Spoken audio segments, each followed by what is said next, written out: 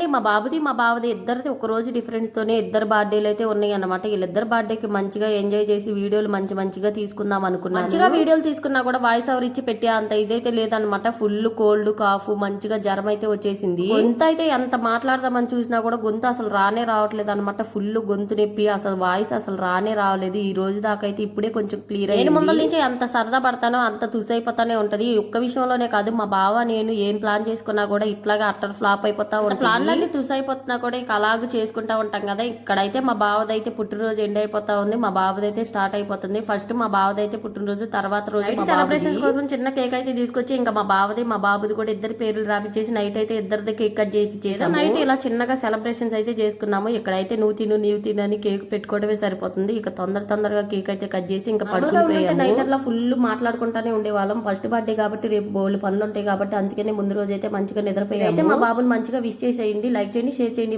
Bye.